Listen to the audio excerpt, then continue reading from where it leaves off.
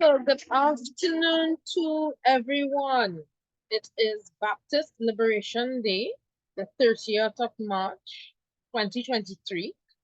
It's a day of freedom for the Baptist community, which is predominantly African people.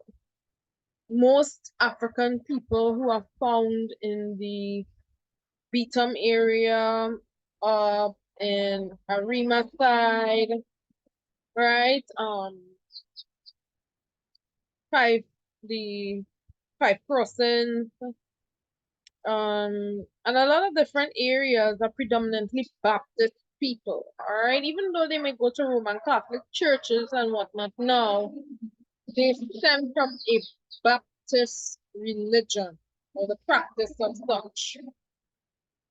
Now there are different types of Baptists. There's the Orisha Baptist, London Baptist, and whatnot. London Baptist is very much similar to the Catholic Church because they were brought up with an assimilation and accommodation of their faith with the Catholic faith. So they had the London Baptists, where they behave a little bit more civilized in their dance routines and whatnot.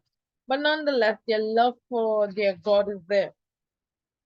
And today, what I want to share with the world was what I had as a person, as a teacher, as a citizen of the country of Trinidad and Tobago, as someone who, believe it or not, loves to see development. Really, I do. I love to see development. And I came up with a plan for a competition. This was a WIPO competition where we had the World Intellectual Property Office and Trinidad and Tobago Intellectual Property Office and all of these things, UE and NGC, Flip Deco, sowing seeds, planting seeds, sorry, and there's one more, Unipec, that were all affiliates of this competition. All right. So I had an idea, and I must be honest with you, I had no idea Flip Deco was on board. I had no idea Unipec, no NGC and CNG and NGC was a part of it. I swear to God, I had no knowledge of them being on board. I honestly thought it was just WIPO, IPO, and UE. So this story goes back to when I was seeing someone in college. When I was a university student, I was dating this guy and he was studying his PhD. And one of the days we were coming home from Port of Spain, and I remember passing through the Beetham and the car had a foul smell. And I was very angry and I sent down the glass. And when I sent the glass down, it was more foul smell from the environment. And I started complaining and quarreling. And when I started complaining and quarreling, um, he said that, you think you are better than people and what? And I said, no, I don't think I'm better than people, but I can't understand how people can live in this. We are just passing through and I can't handle this smell. I want to vomit, all sort of things. Right? So we were arguing and he said to me, so you don't smell, nothing about you smells. And I was like, no. All right, being a lady. I said, no. All right, I don't, nothing about me smells. Long story short, I made a joke and told him we could take the gas from the atmosphere, yeah, and we could pull up your tank with it. And then he said, what? And then he said, yeah, that's a good idea. We could pull up your tank with it. And we could reach home and we could lime longer. And, we started to quarrel about simple things, young, youthful days.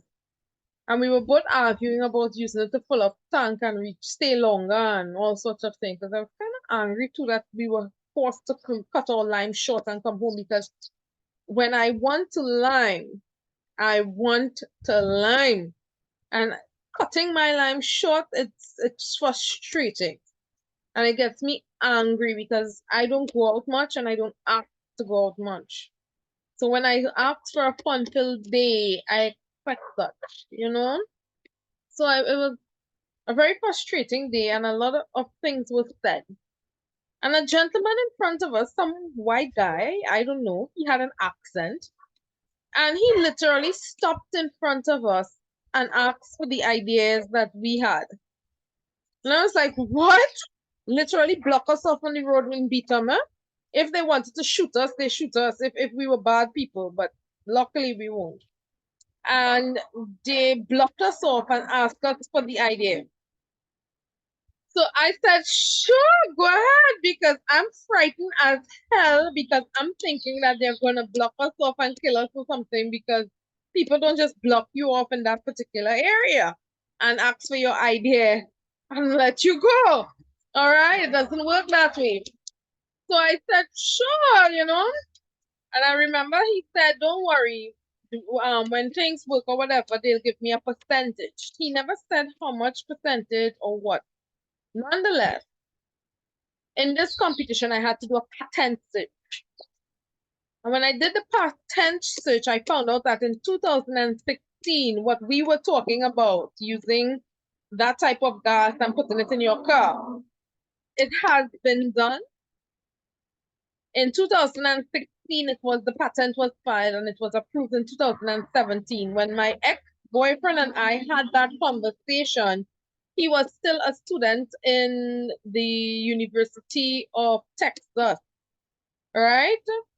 And as a student, he would have been going to the United States often and whatnot. So it turns out that we were being watched, we were being followed, we were being listened to.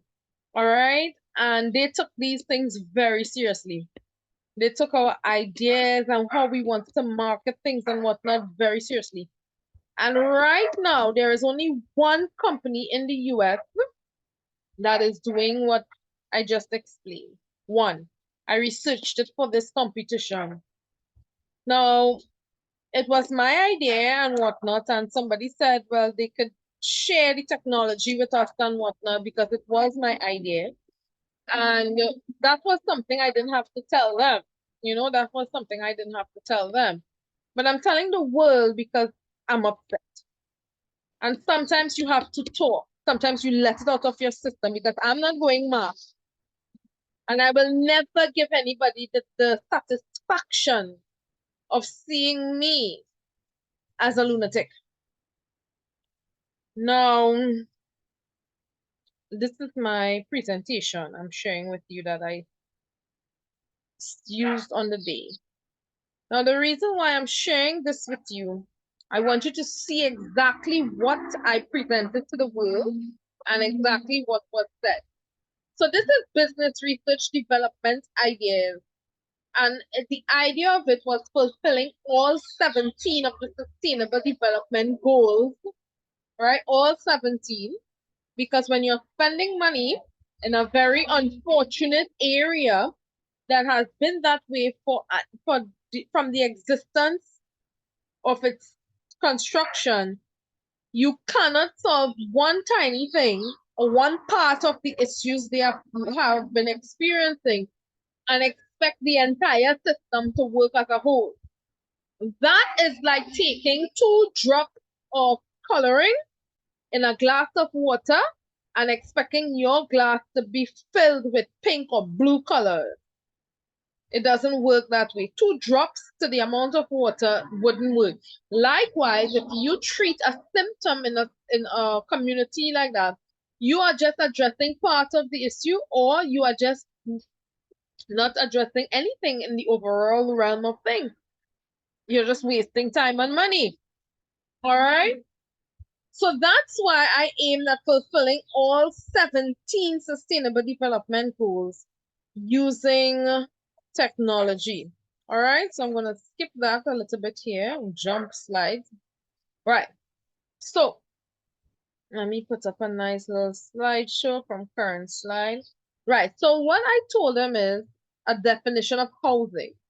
The reason being, when people hear the word housing, they tend to think that we are only talking about literal home.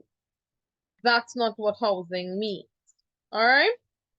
The space taken out of a structural member, such as a timber, to admit the insertion of part of another. So, for example, I have a fruit, the Balimpi fruit. During COVID-19, we were on a shortage for food. And I remember my grandmother quarreling with me that I had to go out and go and get food. Fruits, vegetables, canned food. I had to run out. And she was quarreling that they're telling people stay home and you study, you have to go out. Right? When you go out and they see what is your own, you're putting people in danger and all this kind of thing. And it hurt because I didn't want to do that. I wanted to stay home like everybody else and have my privacy like everybody else. I didn't want to go out every week or every fortnight or once a month. Right? But I had to because of what was happening. The food, we ran out of some food and I decided to make some anchar. And I got some fruits from the neighbor that nobody was using. And I said, you know what? I am going to try this and I'm going to try to make some of this thing. Now, before COVID happened, a cousin of mine, it's a fruit that is used in pepper sauce. And a cousin of mine had boiled it. And when I saw it, I told her she could use it to make takari. Let's try it. And she said, no, Gil, that's the pepper sauce here. What you saying? I said, but we could try it. And well, her mother got vexed and threw it out because she overboiled it. But we didn't get a chance to do it. But so it was in my mind since then to try it and see. So, not having anything else but that, I decided, hey, I'm going and try this thing. I am going to try it. People could say, what? I'm going to try it. It's either it tastes good or it doesn't taste good. It cannot kill us because we are accustomed using it in pepper sauce, so it's edible. All right? It's edible. So I tried it and it was delicious. I tried it sweet. I tried it sour. I tried it talcary wise. I tried it with some sesame seed. It was delicious in all its forms. All right? And what I did here now is take mango out, the ingredient mango out, and I put this fruit in, which is the definition of one, which is what I told the judges. I want you to go in with those definitions in mind.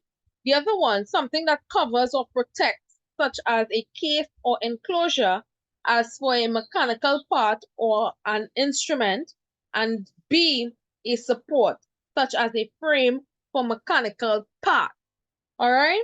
With those two other definitions in mind, that's where our system comes in. All right? Where I wanted it to be to use machines to protect places, because in these areas it was like a court of pollution over these people. And I wanted them to be supported and to first to develop a systemic framework whereby we can do such protection. All right.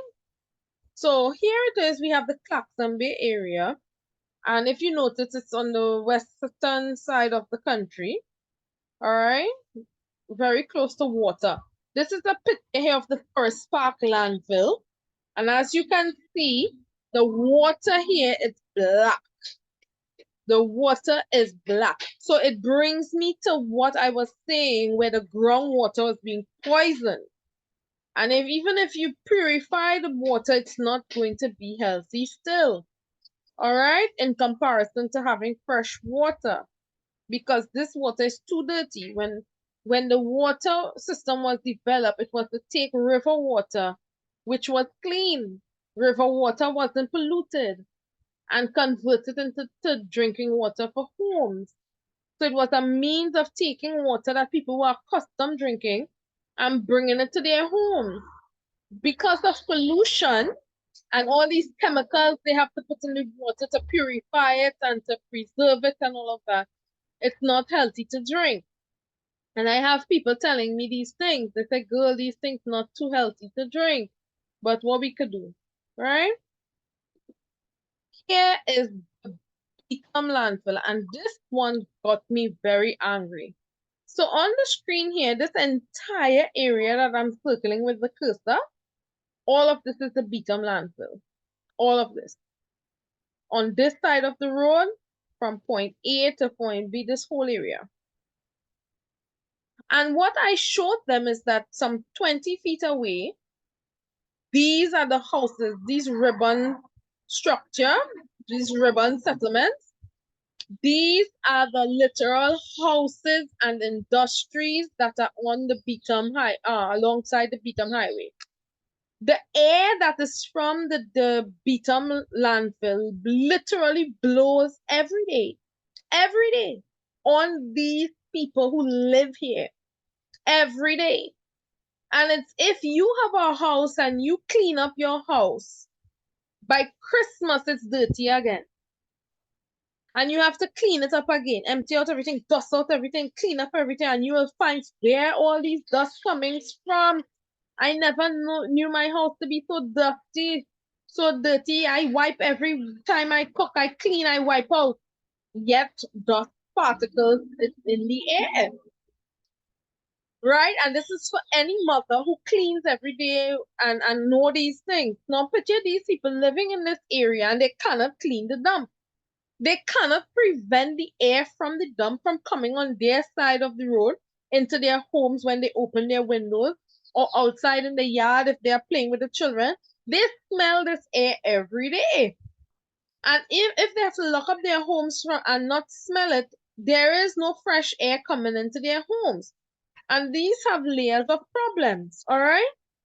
Now, in these areas, it's not a secret. It's one of our country's hotspots, and the crime rate is very high here. And one of the reasons is people don't go there to eat. They don't go there to have a burger fest or a picnic. And the reason why is because it's not hygienic. The smell from there, you can smell the stinkiness, and nobody will open a fast food restaurant in an atmosphere like that. So they don't have much jobs in that area. All right, that you can give the people, and whatnot. Plus, it's an area that is always filled with traffic. It's an area that is always filled with traffic. All right. Then there is flooding that happens in Port of Spain, in the Port of Spain area, and there are times in the just between Beetham and Port of Spain, there's a place that the water level rises and floods out. All right, it floods out. So you may wonder what flooding has to do with, landfill and all these things. Wait and see. Again, food production. They cannot cook and serve people these foods. It's against the law. According to the health inspectorates and all of these things, you must have a clean environment. You can't have any foul smell or anything like that around. And with the dump there, no health inspector is going to pass them. All right, so that is just wasting money. Waste management, which is one of the things that you have to look at to better facilitate by improving the waste management system so that it's less filthy. It's a start. And then we have energy, right? People are always complaining that the price of oil went up or the price of gas gone up, and because of that, there's a ripple effect where they have to pay more money for goods and services. Taxis have to charge people more money for passengers, right? So energy efficiency and alternate sources of fuel and whatnot is always wanted. So these six major issues, along with the 17 developmental goals, were looked at. And this is what I came up with, right? So they told us we had to do empathy map. An empathy map talks about how you as a business person feel for the people in the area, right? How you feel towards them, how your emotions are of these people and for these people. So the first one is that I stated is that The people of the Beetham, Landfill and Claxton Bay area, along with all citizens affected by the high cost of living. So while we are looking at Beetham and Claxton Bay, it's not just them alone. I'm looking at countrywide. People of Trinidad and Tobago. All right. Then here now, number 2, what do they need to do? They need to work collaboratively on obtaining a cleaner living and work environment. The minute you stop that place from having such foul air, right? You have a ripple out effect of a good place. It's close to Port of Spain. It's a good place for business and whatnot. All right. But you cannot have any food selling there because of that dump. It's against regulations. Now, what do they hear? They hear negative criticism and lack of full-time support. Now, what I am saying right now is they would hear that as criticism. They will take that as nobody want we to get a chance. And I have been told those things in the past when I told people it's not right to have a business so close to the dump. All right? They had to hear it from inspectors and other people and still would hate and say, oh, they're hating on us, they're hating on us.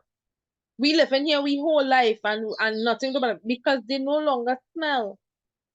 The minute somebody else who never grew up there pass by, they will smell it and be holding their nose and whatnot.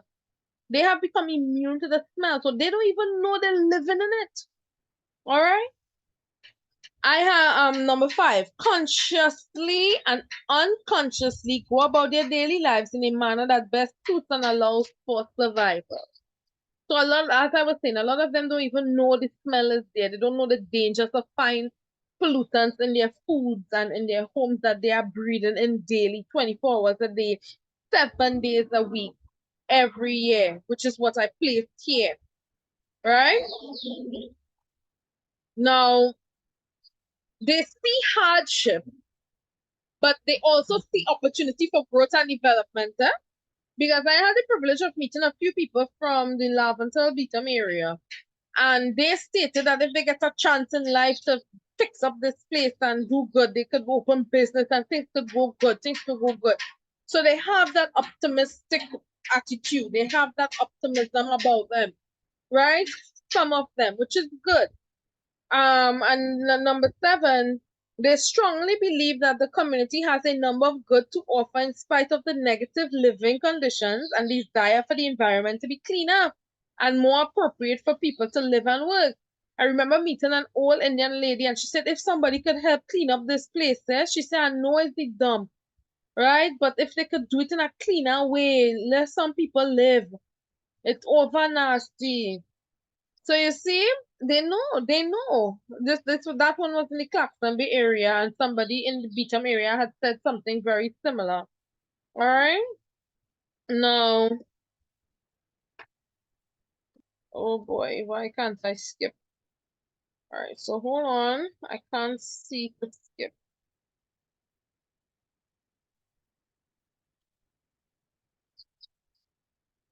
Right. Right.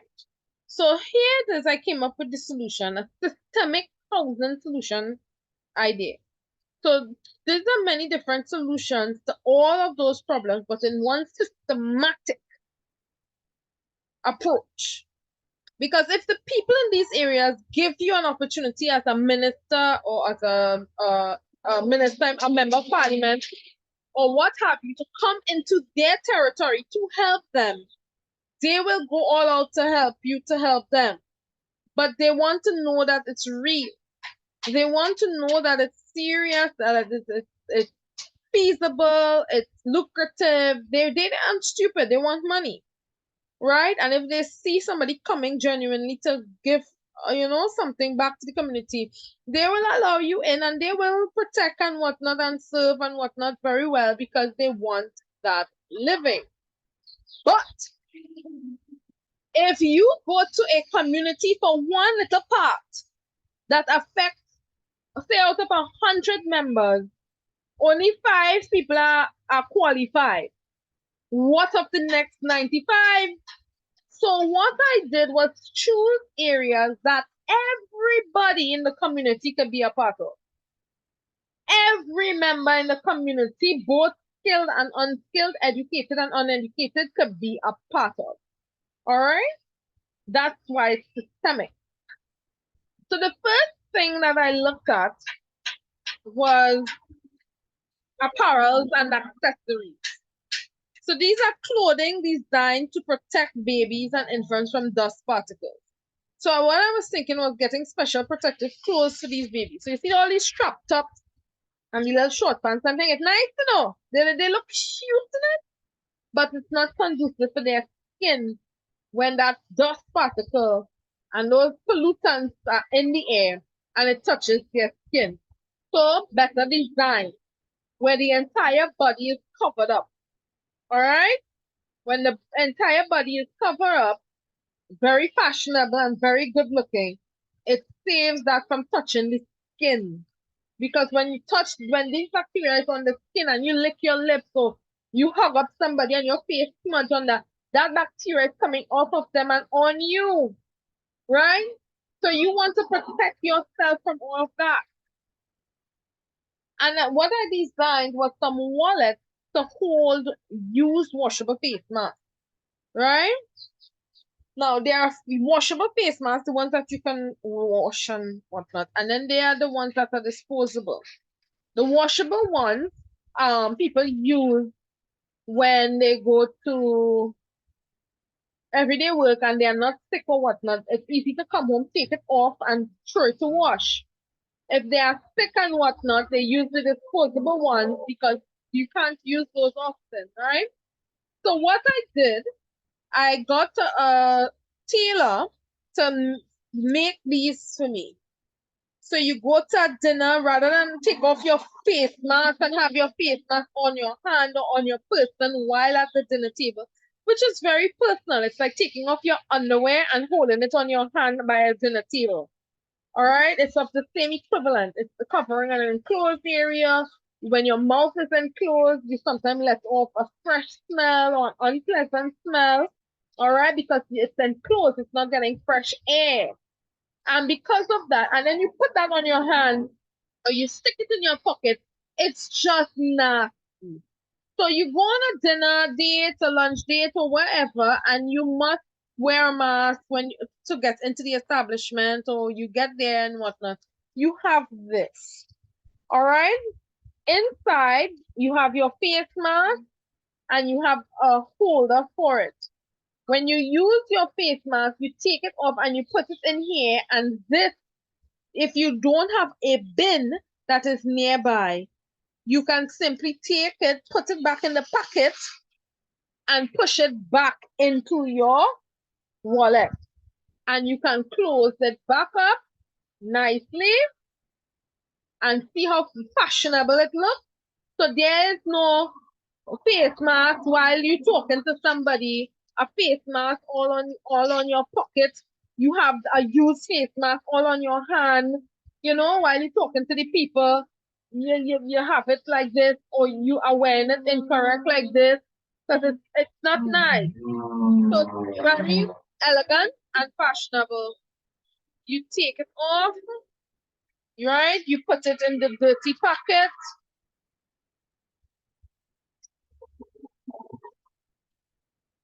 And you throw it out when you get to wherever you're going, because now it can be held in here, it can be placed in here, right? Until you get home or wherever. One of the things people didn't realize is that sometimes you go to an establishment and you have a disposable face mask and you throw it into a bin. And each time somebody goes to the bin and they open, that air comes up. I don't know if you ever noticed that. That air coming up is filled with particles, germs, viruses from that face mask that is in there. And when that air flies up, that air, when the container, or when you mash and it opens up, that air comes up, it's coming on you. Those viruses and germs are coming on you. So this in a packet, in another holder, is much more cleaner than throwing it into a bin, and then nobody's going to be coming into your personal wallet, right? So and the entire thing is washable, the entire thing. So when you get home, you can put the entire thing in the washing machine and wash it clean with your detergent, and it's 100% clean. As opposed to a purse or a handbag, you can't really throw that inside a washing machine. All right, so it's easy and manageable. Plus, there's a section you can put your um ID card and your wallet. You can leave a section for that. So you're awesome with it. All right. This was my first idea to help people in that area, to protect them from the dust particles and to also help them with the washing of the wallet, because most women, most men, if they have a wallet on them or they go out, they don't wash it. It's not something that you can just throw in the washing machine or scrub out and wash it. It gets damaged and whatnot. And fashion is a thing. All right, everybody wants to look presentable. So that was my idea. So that I had one prototype and I showed them that. I told them while during the COVID period, right? A lot of people had no food. And while being on lockdown, it was difficult for them to maneuver. And some of them who didn't want to go out had to go out because they had no food at home. So what I was showing them is that a list of ingredients and a list of fruits that we have that aren't very much explored could be used.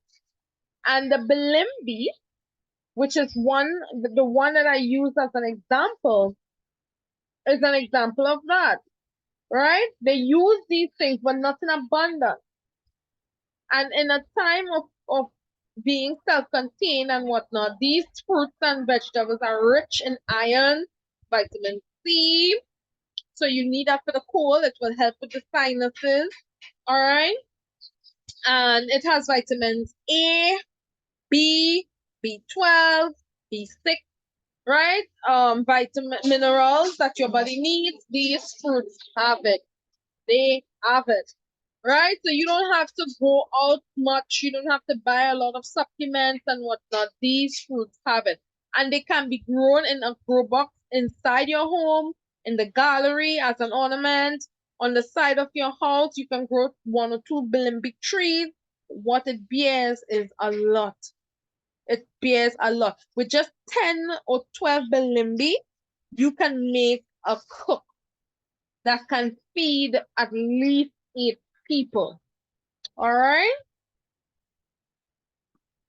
So this is the bilimbi, and all the ingredients that were there was salt, water, garlic. Oh, I put salt twice. That was supposed to be taken off. Pepper, shadow benny, sugar, jeera, and anchar masala. All right, jeera and anchar masala.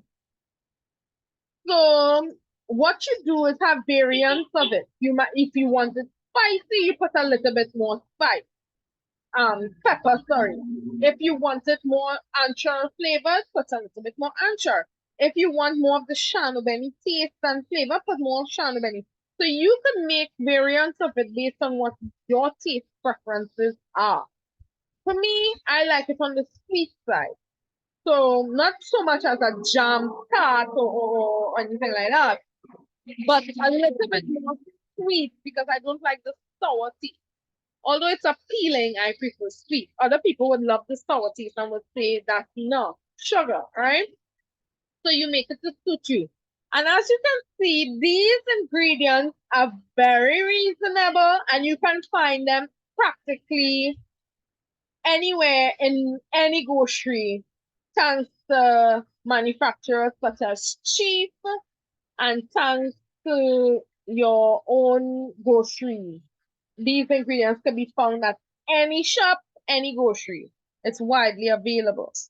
So it's not as though you're putting yourself in expense or developing a taste for something that you cannot maintain. All right. So let me go show you an example. Unfortunately, there's no one available to hand me, but I'm sorry you can't see my samples of the sal curry, the sweet sauce, the sour and the chutney. All right, so I made several things. I'm really sorry. This is where we get into the meat of things. So what I realized is that the people in the area, because of having lack of oxygen to their brain, it's one of the reasons why they have a level of hostility towards them. So if you ask a question once or twice, they get a little bit upset. What you asking me that for? Or yeah, answer you. You know, they don't reason as to say, well, excuse me, madam, but I don't quite understand what you're saying. Could you repeat it again, please? And wait a little bit for you to, find a way to bring it across and whatnot.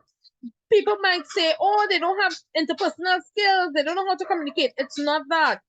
The way they pause and the way they think, it's as though something is clouding their judgment. And I've noticed that more than once when I ask somebody from the area, which bus is this? A bus. They took a while to answer me. Excuse me, sir, which bus is this, please?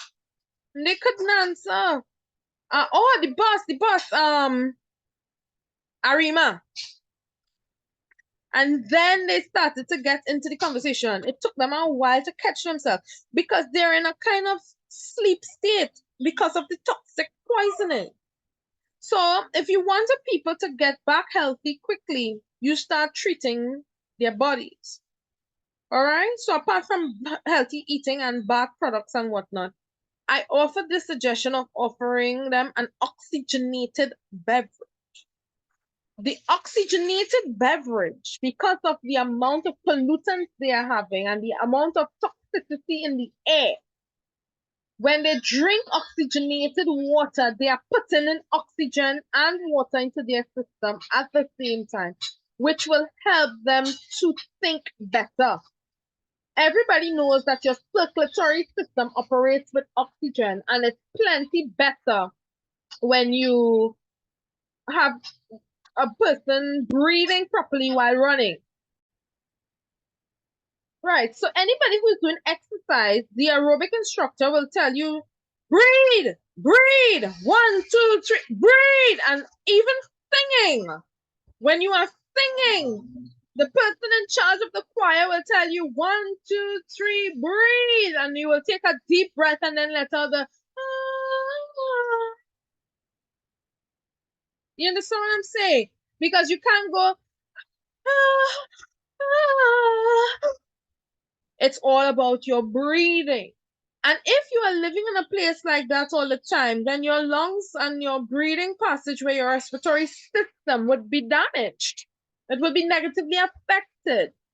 So by drinking oxygenated water, you're putting back oxygen in the body and you're putting water in the body, which are two things you need as humans, air and water. All right? So here's a place that you can put both. And not just that, but you have chlorophyll, which is something sweet. And the chlorophyll acts as glucose. So it gives the body energy and all our simple sugars, which means that your body is breaking it down. Water, H2O, has no calories, 0 calories. So you are not getting people fat, and you're not giving them added preservatives or anything like that. All right. So this was my first idea in offering alternative sources of fuel, because the body is like a machine, and a biological machine, and it needs to be fueled. And when your biological machine is being affected due to the negative environment it's in, think about a car and its air filter. When you take out the air filter from a car and you dust it, oh gosh, if you see dust, you have to change that. You cannot change your lungs. You cannot change your lungs. You can only clean it and maintain it. And to clean it, you have to be in a healthy environment. You have to eat healthy. You have to go through a process. All right? So I'm making it very clear that you have to do all of that. An entire systemic change. Right? It doesn't just happen just like that. Now, B.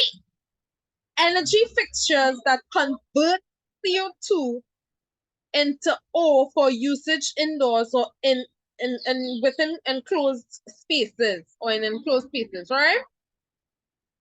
The people in the area lock themselves up so that dirty air don't get into their home.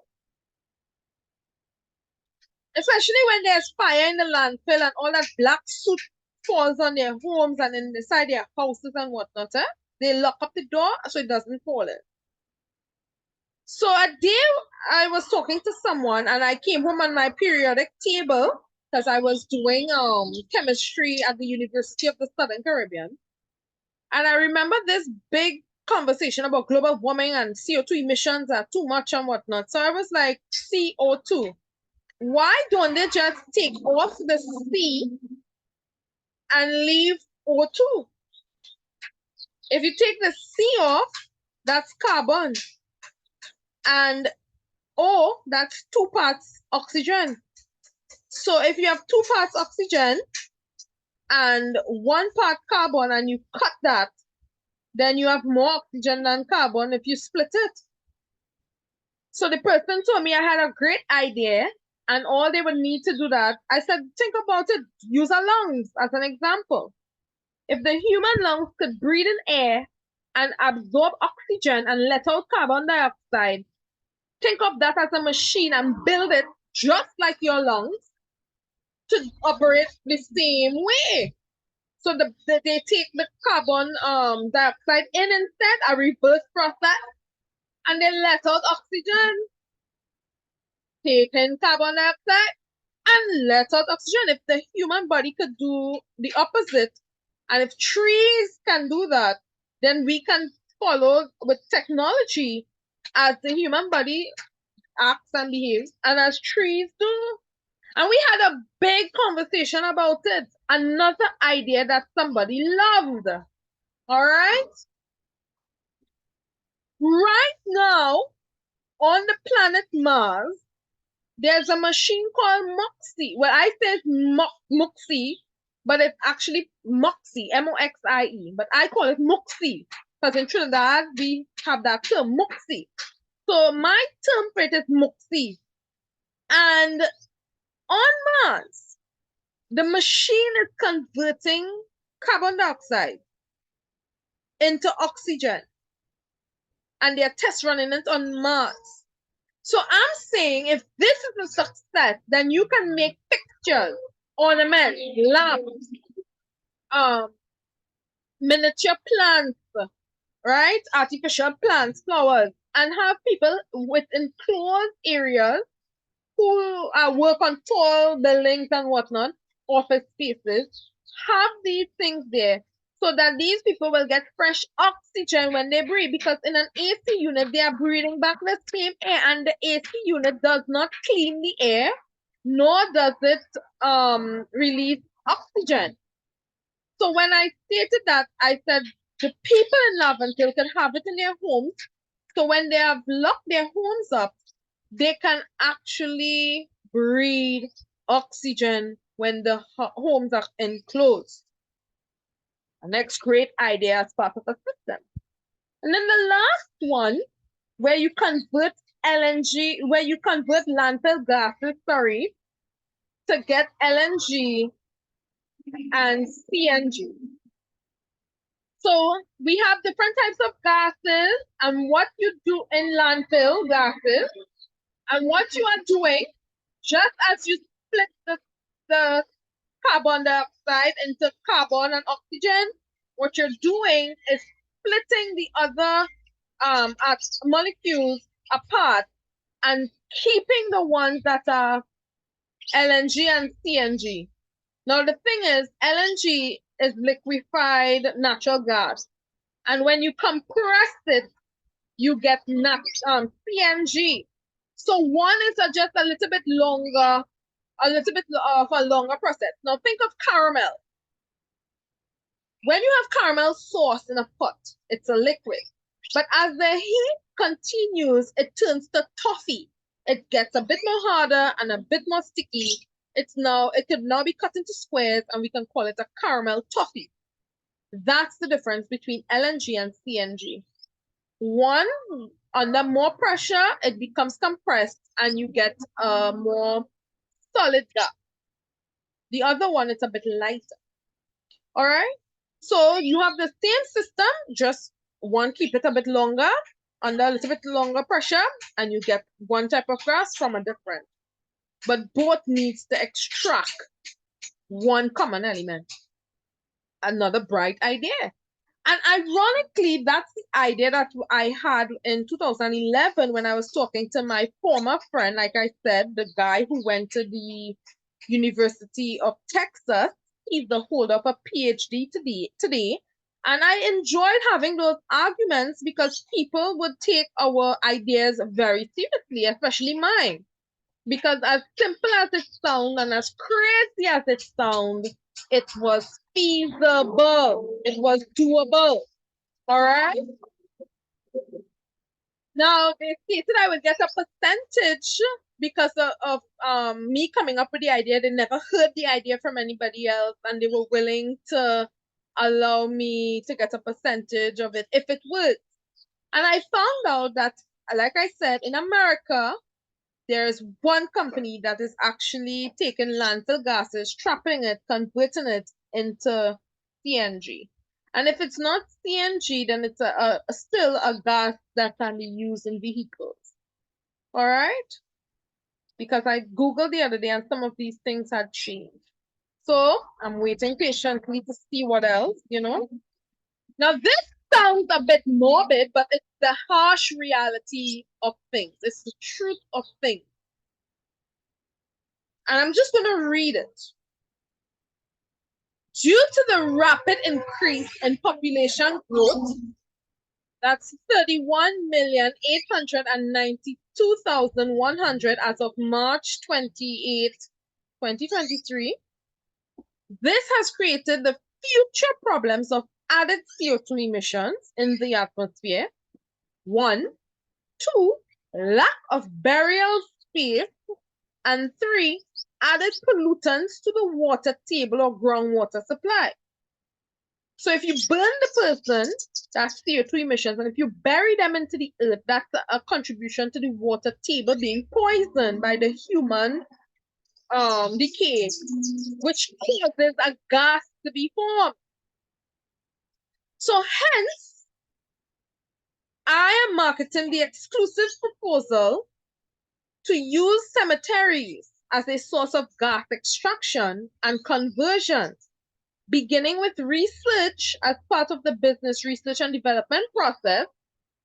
The following research topics are proposed for marketing. All right. So I was throwing out these two ideas to the academic realm or the world of academia. And in being in the realm of academia, you would have to get the relevant permissions. You will have to get the relevant scientific terminologies and procedures and people involved. And it could be more contained and strategized. All right, you will have control of it because we don't want to put things in such a place in a way that a number of anybody could come and desecrate the dead. That's not the objective of this. What you are doing is, according to A, all right, you are taking cemetery gas as a future source of gas extraction for fuel conversion, mitigating trepidations of demographics and market demands. In other words, you are addressing concerns of demographic proportion and market demands for fuel in one. And people might wonder what that has to do with flooding or traffic. I don't understand that. Well, when you extract the gas from the earth, there is more space for the water from the water table. You understand what I'm saying? When rivers pass, it could be absorbed into those spaces. So it will absorb some of the water. In that area that I talked about in Port of Spain that floods, some of that water will be less because the amount of gas that could be pulled out of the earth, water could now take up some of that space. All right, remember, landfill gases wasn't supposed to be that much. And also cemetery gases. But because of the earth's increase in population and whatnot, we have a sizable amount of it now. So if you extract it, the water level will go down.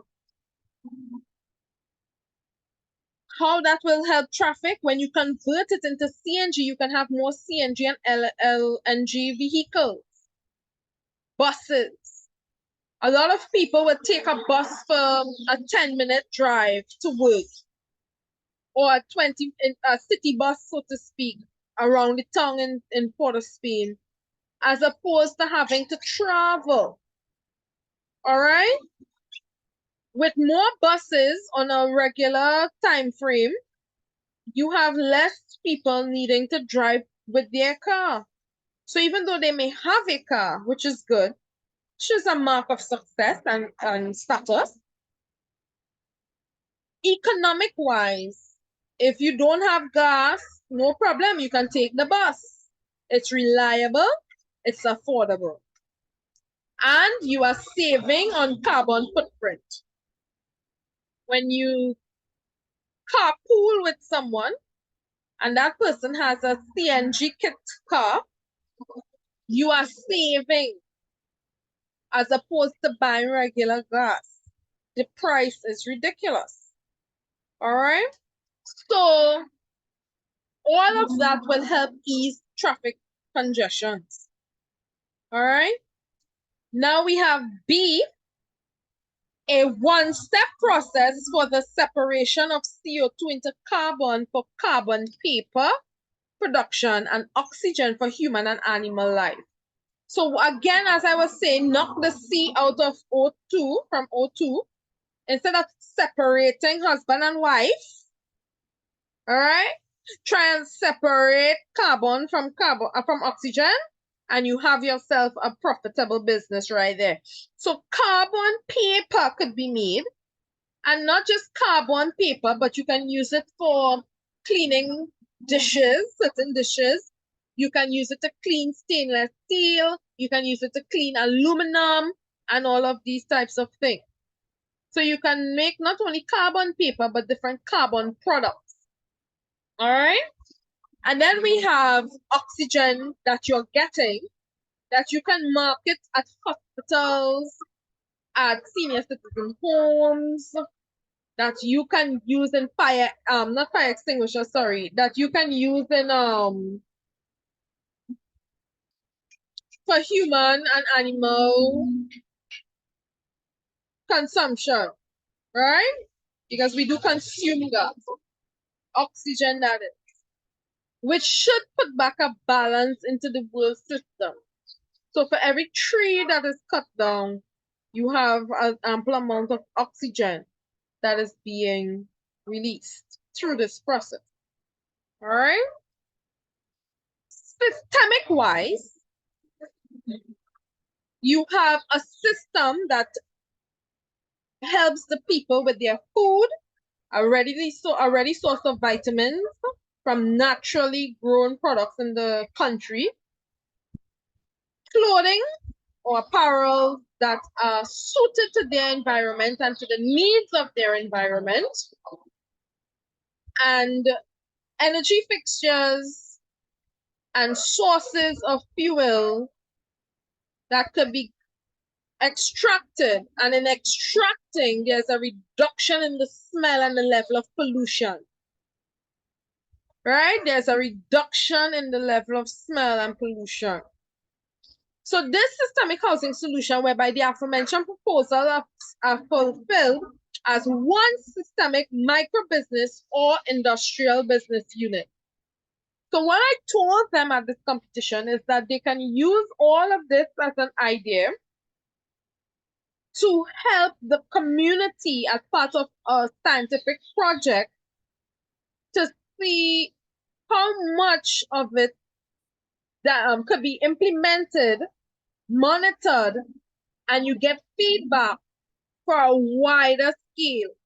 So from that community, you branch off into other communities, and before you know it, all of Trinidad and Tobago could be a part of it, and then you expand to the wider Caribbean, and then internationalization can take place. All right? Now, they thought it was too many ideas. They thought it was too many ideas. Going after 2-3 husbands is not too much, but this is too much of ideas. What I said to myself, if I am in a community such as Beetham or such as the Claxton Bay area, and I have just one brother or one sister with a degree, and that one brother or one sister's life is taking off, and that is my brother, that is my sister, I would want to climb up the ladder with them. But on what? On what are you going to climb up the ladder with? Food production? Well done. I like that. The sewing of apparels? Very good. I love it. Those two areas do not necessarily mean that you have to go to culinary school, all right, and have a degree, because we are not catering for gourmet meals and a gourmet industry. We are catering for the simple layman in the community. Those two things people always need, and you can also benefit from your own work. I can see that happening.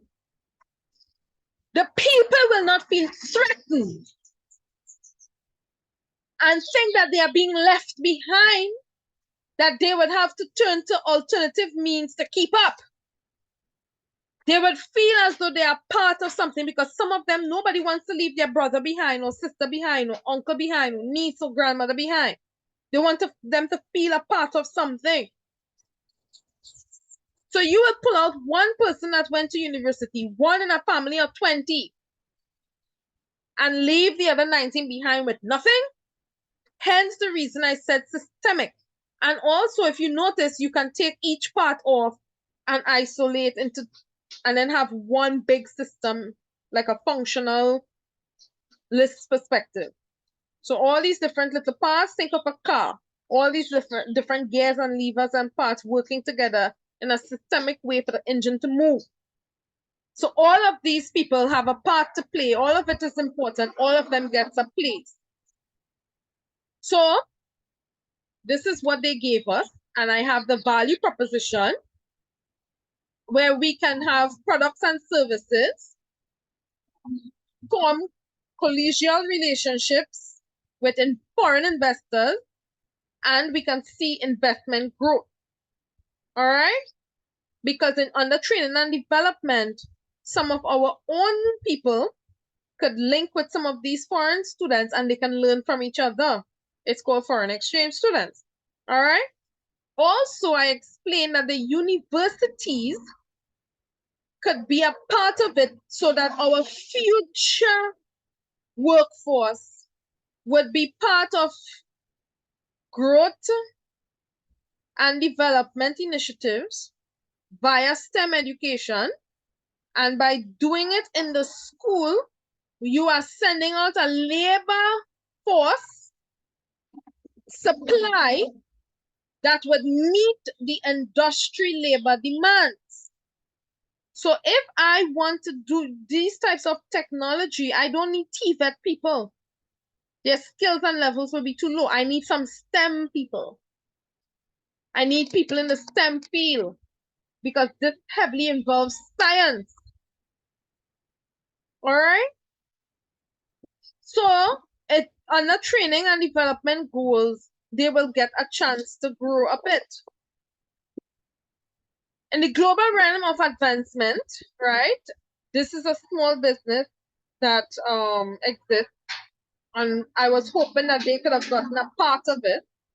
As part of its expansion program, are presenting the systemic housing solution, which are a series of solutions to alleviate the domestic municipal, and industrial issues faced by the community daily.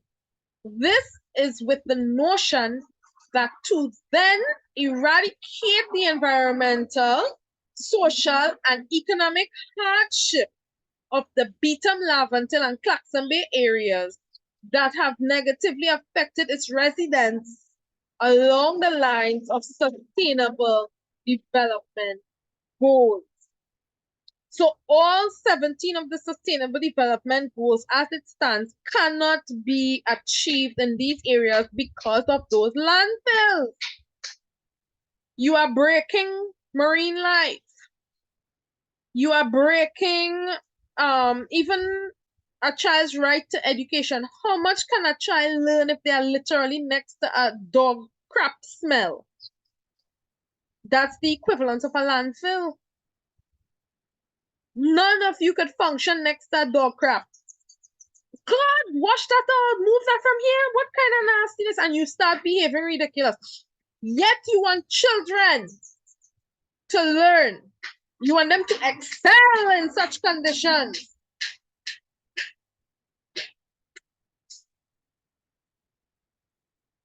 So this again is a chart that shows that all that I'm offering, what is being offered, type of customers that I'm looking at, what I want of the customers, which is to be healthier, to give them a cheaper fuel price, better social and economic standards of living, a better quality of life, jobs or money from decent living, which is one of the sustainable goals, decent work. All right. These are the things that I am giving. And what I was afraid of is the part that speaks rejection of the business ideas by the industry sector, rejection of the proposed communities and their active involvement, because not many people, when they hear Beetham, Landfill, when they hear Claxton Bay and these places, they think dirty, they think stink, they think uneducated, they think gangsters and crime. So I was afraid of that being a reason for the rejection of the ideas. Failure to pass legal restrictions, risk of running profits just above par for an unexpected time frame, because these things, remember, money for each task and whatnot, and you may go over budget. Risk that the business could never be regionalized and or internationalized. What if it just happens at that area and that's it? The business doesn't grow. Not enough funding to support the business ideas, goals, and objectives. All right? All the rest of things on the speaks of what I was explaining before, all the benefits. All right, so I have here what is the major goal, which is to offer functional domestic, municipal, and industrial fuels, infrastructure and fixtures, apparels, edibles, and systemic approaches to better community. Right? Well, it was supposed to have said to better community. I apologize.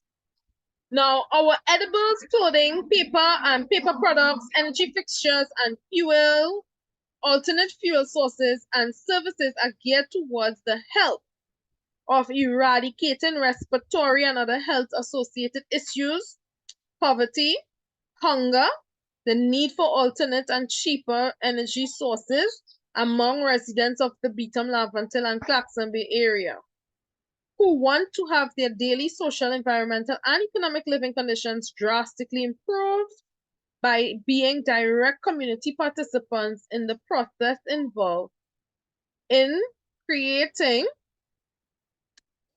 let me just shift this so I can see, the products and the rendering of associated services in bringing the initiatives and endeavors into a successful reality at the domestic, municipal, and industry level, and by increasing awareness of the importance and need for acceptance of the products and services that will enable the establishment of two well-trained, acceptable, and prosperous communities that will lead to the extension of prosperity to other communities and the nation of Trinidad and Tobago within the wider Caribbean and Latin America. So that is how far this can go. That is how far this can go. Jobs in layers of opportunities, layers of jobs, right? One step at a time. So this here is a breakdown of, for example, the generation of the things I would need, which is the generation of a plant or the upgrade of an existing plant, which will allow for the trapping and conversion of landfill gases into energy gases. All right. And all of the business ideas that I mentioned before, it's lucrative, it's feasible, it means it's doable, and it means it's profitable. All right. Each member of the community will have a healthier life because what you are doing is impacting the environment that everybody lives in. Everybody has to breathe air. All right. So whether they contribute or not, everybody is getting a positive outcome. But it's better to contribute and to support. All right. And then, of course, better living conditions, better money, prosperity. People will come and eat your dasheen and pork for sale.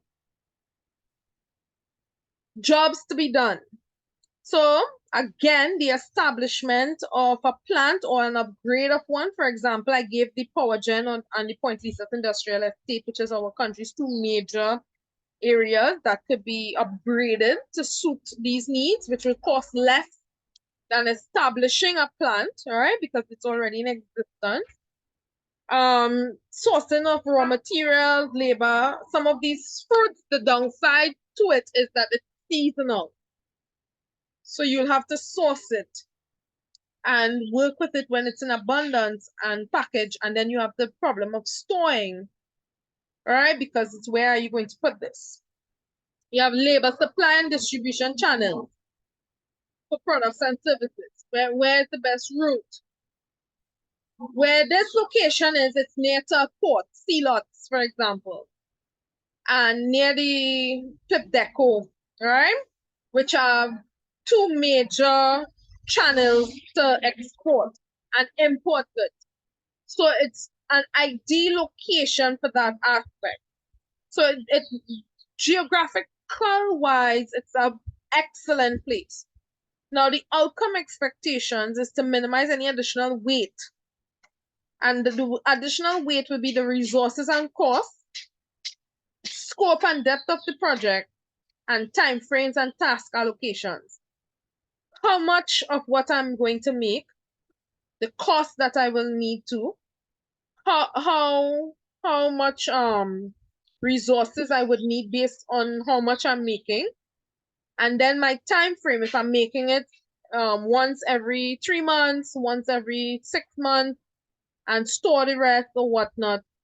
And those tasks involve all what would I need? Would I need growers, or am I starting at the stage where we're reaping? What? So based on the task, time frames, scope and depth, resources and costs, those are my areas that I would have expectation, and those are also my limiting factors. So based on those areas, then I'll know how to address each aspect. But those are the areas of major concerns with any project planning. I learned that in my project planning class that I recently took. All right. So here, quickly running through, we have key partners, and I made mention of Morrow Energy Company.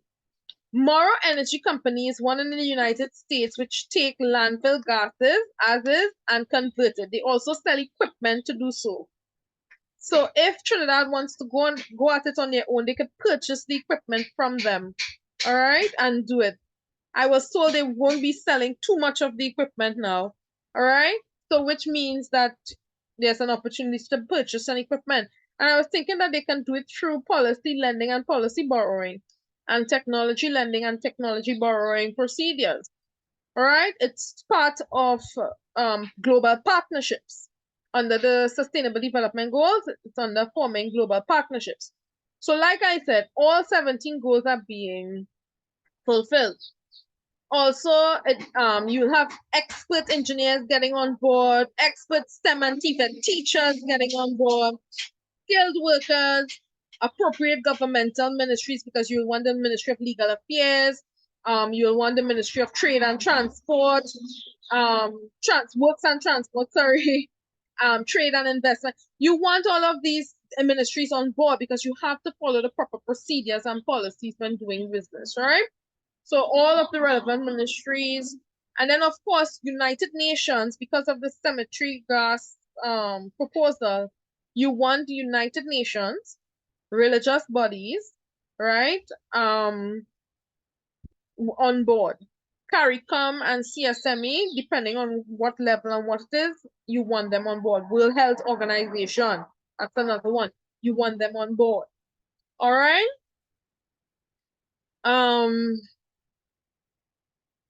So again, reiterating, the key activities is to harness, convert, distribute, and supply fuel from alternative sources. Produce and distribute affordable quality edibles, apparels, bad products, and paper that promotes health and provides protection to the human body and provide jobs and reliable sources of income. You see those key activities? That is what will carry all of this. Your value propositions, your customer relationships, channels, customer segments, all of these things. Right? Now the cost structure, it's a bit expensive, but I took the time to call a number of waste management companies in the US, right? I didn't get on to Lindy, North America. I didn't get on to them, but I got onto one. And after doing some research on the internet and whatnot, I sort of gauge the cost it will cost to set up a miniature site. You don't have to start big. You can start small, develop, and then branch off. Develop, and then branch off. Right? There's a saying, Rome wasn't built in a day. And God himself didn't build the world in one day. He took 6 days. All right? That was God himself. So this is just a reiteration of the last slide. The only difference is I have monies. So for foods, 150,000 for the food idea. Clothing idea, 100,000. The energy fixtures, I'm looking at 200 million. And that's because I'm going with small ones. So you're developing the technology because Moxie is out of space and not in the shape and form and design of a plant or a fixture like a mirror or a picture frame.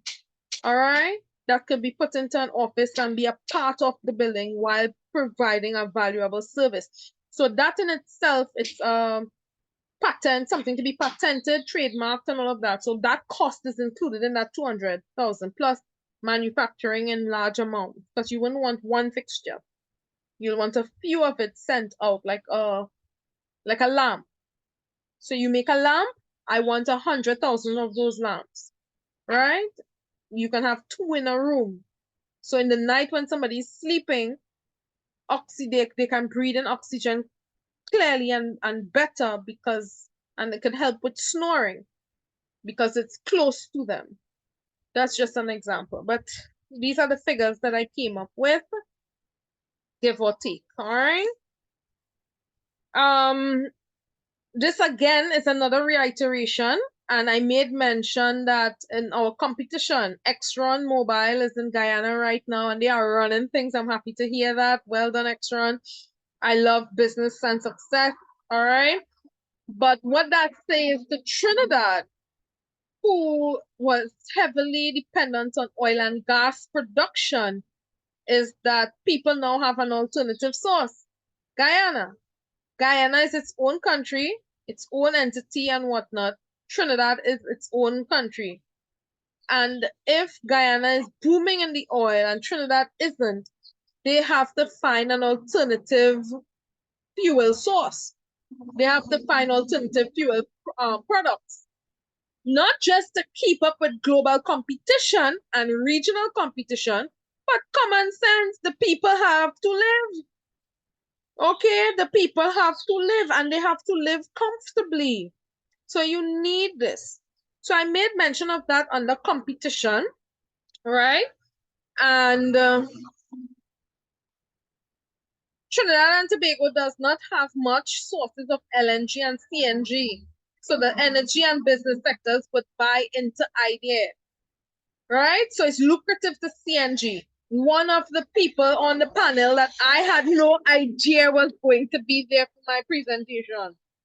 Like I said earlier on, I had no idea Plipteco was going to be there. I had no idea CNG was going to be there. I had no idea when I came up with these ideas, right? So I was shocked that these people were hearing me. The patent database. So the competition was a competition to have your ideas and then do some patent research to support your ideas. So if I want to market the Bilimbi product, I do a patent search to see in other countries if they're marketing anything or selling anything made from Bilimbi, and there isn't anything, right? It's not used for this purpose. This is something I personally invented it's useful. So I am the author of that, all right? So we have patent databases, and this is for all the major countries: Australia, Canada, Denmark, the United States, Norway, Taiwan, Korea, all the major, China, sorry, all of the major ones, right? Oh yes, Korea is on the list. And then we have the world intellectual property. This is the world. So we have the world, and then I went into each country and did one. There's Trinidad and Tobago down here. I also got Barbados and Jamaica, considering that these are the countries in the Caribbean that are the largest.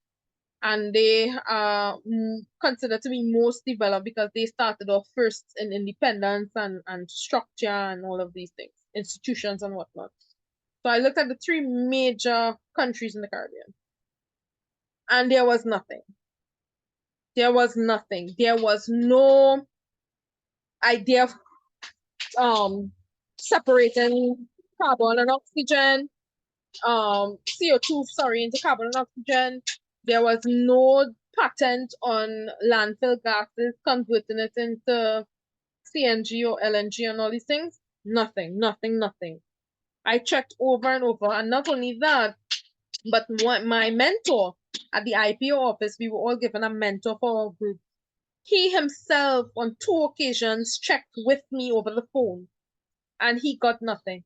And what he read over the phone for me was exactly what I read on my system. So I knew he wasn't lying, that he was really searching and trying to help me search. All right? And there was nothing. Ironically, 5 minutes before the competition started, I said, you know what, Jules, let me go and check and see if there's anything. And when I did at the Bricks in Port of Spain, which is in Cascade, I actually got 12 patents that are similar to what I have came up, and out of the 12, 3 were applicable. 3 were applicable. So I put it in and I explained that to them, that these are the patents. Notice one is in the office of the United States of America. All right. This one is in Canada. And this one is in, where is it from? Oh, this one doesn't state, but this one is the method of production of a compressed natural gas equivalent. So this is where they take it, compress it, and turn it into a biogas. So I think this is really awesome. So I included it in the presentation. All right, so this is just a picture of the machine. All right, and another patent in the United States. And that was the end of my presentation. I had literally 20 minutes to explain all of those things to them. And in the end, they stated that my idea was good, but it was too broad and they didn't understand it.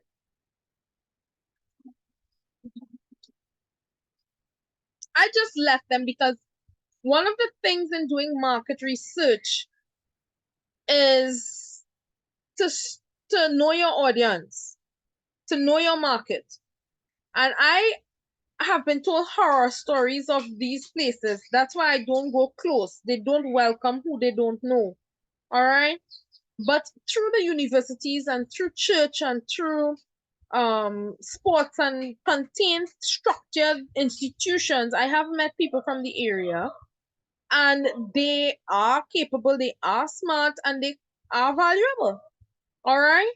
But they will not leave back their families behind. You have to get something for them to do. And these people, they just don't understand that, right? They just don't understand those things at all. So they are saying my idea, it's too broad. They didn't understand what was the issue I was trying to solve. So I said, clean air. If we tackle that firstly, these people can have clean air, then they'll have clean food, clean clothes, they'll have a clean environment, and in cleaning the air, it's going to be profitable because you are using that landfill gas and converting it into CNG, which is reusable, which is usable, sorry, in buses and whatnot that you can have on the roadway. So they'll have transportation, which will ease traffic. Ready transportation to ease traffic. The lady is telling me she still can't understand what my issue is.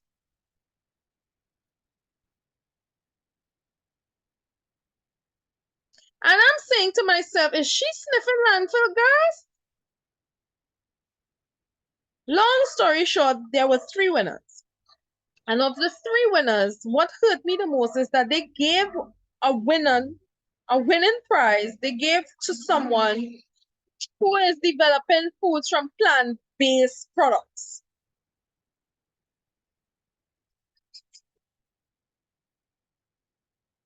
And I'm saying to myself, chickpeas, something as valuable and as profitable as taking landfill gases and converting it into CNG,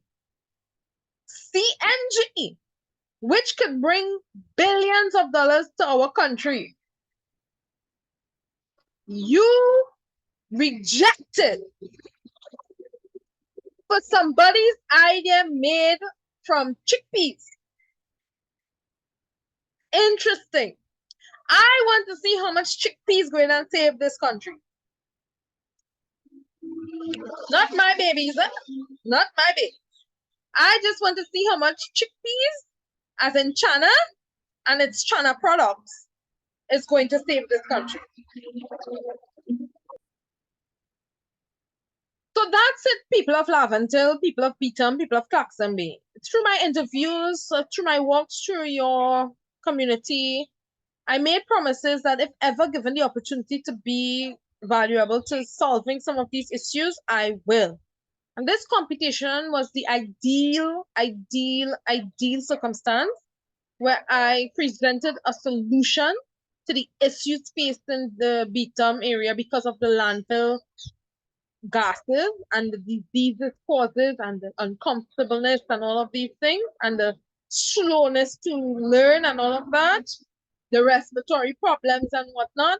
Yes, I have been gathering data. I'm not just saying words, but the world doesn't want these areas fixed.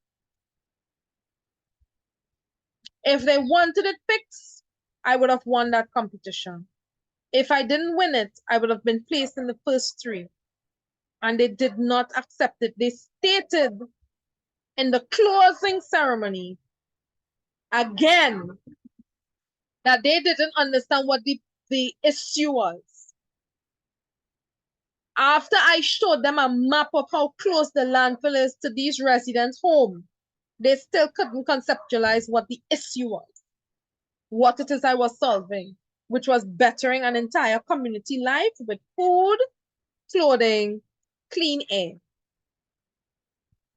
And out of that and the jobs and whatnot that would come, the landfill gases was going to create energy, an alternative source of fuel and an alternative type of fuel to what we normally use, which would have been cheaper and income for the country. They rejected it. So with that being said, I wish you all a wonderful day. I'm putting this out on YouTube.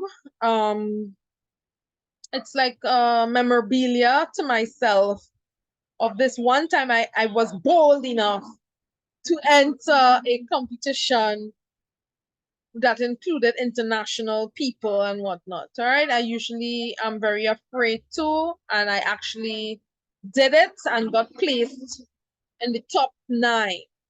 All right. I got placed in the top 9, which is still good. And I also got a certificate. Let me share my certificate with you. All right. This is not mine. We each got certificates. Let me share my, this one is not mine. I had 2 other members on my team. The guy who sold my wallet, my face mask wallet, kudos to you. And the other guy is a business owner of an electrical service company, and he gave me some ideas as well. So thank you for that. So here's a copy of our lovely certificate. So it didn't state out of the 9 people what place I got, but this is a copy of the certificate that I got. So my name is here. It states the date, the 29th March. Well, they didn't even say the date. They just stated March 2023. So they didn't state the date. All right, and the director of the General World Intellectual Property Organization signature is on it. I was hoping this would have been a real gold sticker. So I'm like, oh my God, hard time. They didn't give us a real gold sticker. It was just nothing. So for ink and paper, my $1 billion idea was rejected by the people of Trinidad and Tobago. I hope one day this comes out and some big business person takes it seriously and offer us something. And I would love to have a percentage from my ideas. So have a wonderful day, folks. Bye.